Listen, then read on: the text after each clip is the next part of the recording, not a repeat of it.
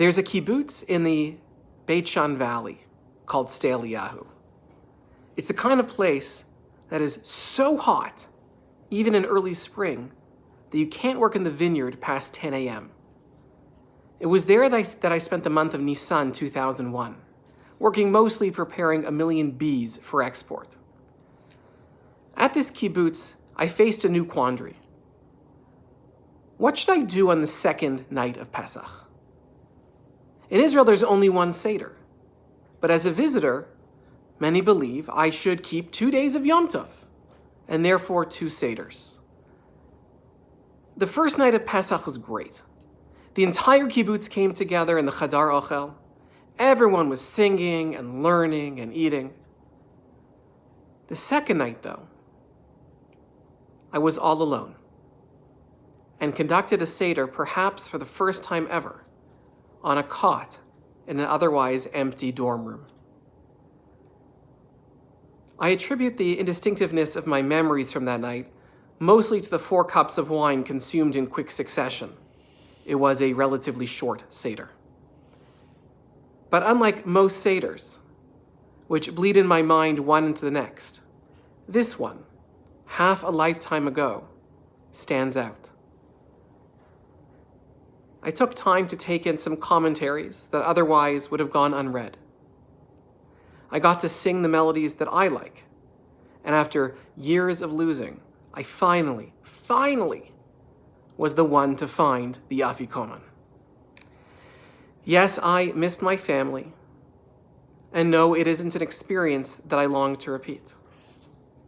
But it was special, a chance to try something new, to lead a Seder for the first time, even if only for myself, to discover something about me that had, all those years, lay dormant and unexplored. It was an experience not entirely of my own choosing, from which I grew as a human and as a Jew. Passover 2020 will be unlike any Pesach that any of us have experienced. You must absolutely follow the dictates of the City of Toronto and the Toronto Board of Rabbis and celebrate only with the members of your immediate household. If anyone chooses to otherwise, they risk not only their own health, but the health of me and my family as well. And they should be reported to the authorities. We should all be having smaller Seders this year. Some will even dine alone. Before candlelighting on the first night, my family will be Zooming with relatives in Seattle, Cleveland, and New York, and Bathurst Manor. The kids will do their thing. We'll sing and study, and then put away our devices. I know many of you will be using technology to connect with your families as well. Those for whom a difficult loneliness may arise from a 2-day Yom Tov followed by Shabbat are encouraged to connect with their family or their rabbi by any means necessary. Seders this year will be smaller, but smaller isn't necessarily worse. This year may be the impetus to develop new traditions, or share new insights, or practice your Hebrew reading in front of a smaller, less judgy crowd.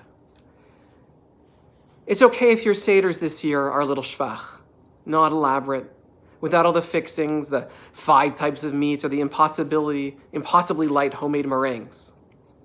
We are all under stress, facing new anxieties. There's no expectation of perfect tablescapes or elaborate educational productions. This is especially true for the many who'll be hosting a Seder for the first time ever, and then yet again the next night. Remember, the goal isn't to copy how you celebrated last year. The goal is to tell the Passover story, to see oneself as having personally exited from Egypt. It is to remember that with God's help, the long arc of Jewish history moves from slavery to freedom, from degradation to dignity. The goal is to teach and to be taught, even if that means that you take on both roles at once. I recall very clearly a teaching that I gave from the Bima 20 months ago. I remember it well because it was soon after Annie's birth, and I was teaching about the names that we had given her moments before.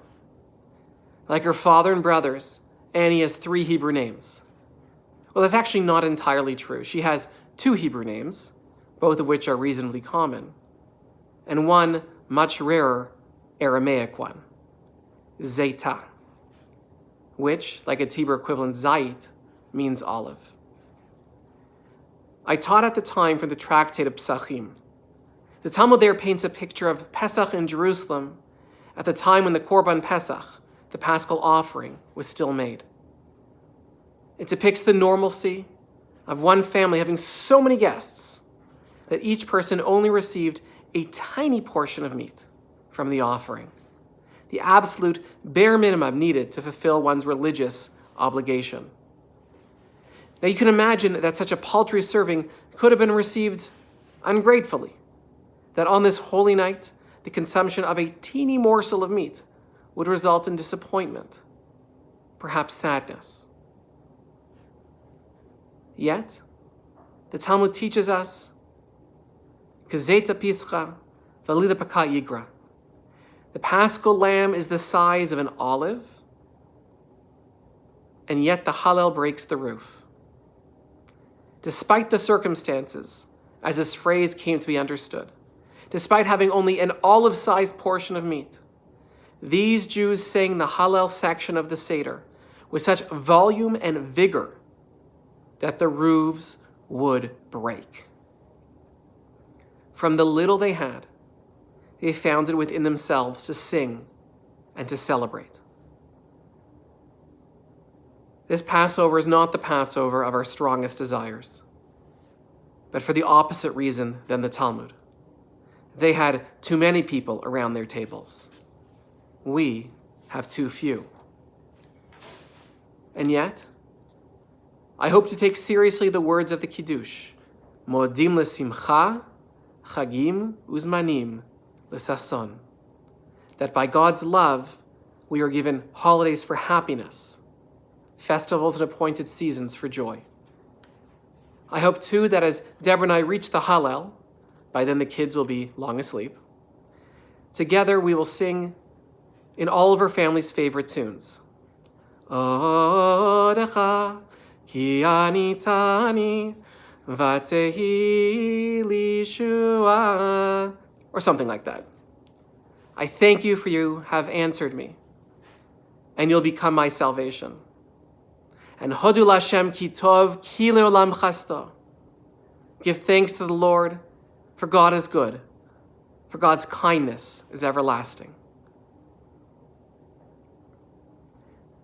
We gave Annie the name Zeta in part because we knew she would be entering a world of uncertainty, a world of sorrow, though not in our wildest dreams do we imagine a world of pandemic and global shutdown. We continue to hope that come what may, Annie will always choose to be positive, to sing, and to praise. Annie, at 20 months, is too young to remember this Pesach. But you will. Looking back on this Pesach next year, what do you hope to remember? Or phrased differently, Mani shana ha-Pesach hazeh mikol ha-Pesachim.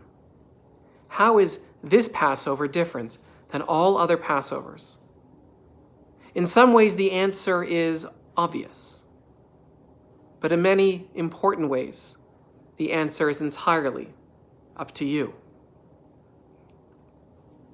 I hope that you will join me, Rabbi Seed, Cantor Stein, and Cantor Sharp, on April 14th at 10 a.m. via Zoom or live on our YouTube channel as we bring shul to you with a joyful Hallel, words of learning, prayers for healing, and Yizkor for remembering. Our building may be closed, but our community and your Jewish journey continue, with the staff and clergy of Adat Israel proudly, as always, walking together with you, even if at a socially appropriate distance. On behalf of my family and all of Adat Israel, I wish you a Chag Kasher V'Sameach.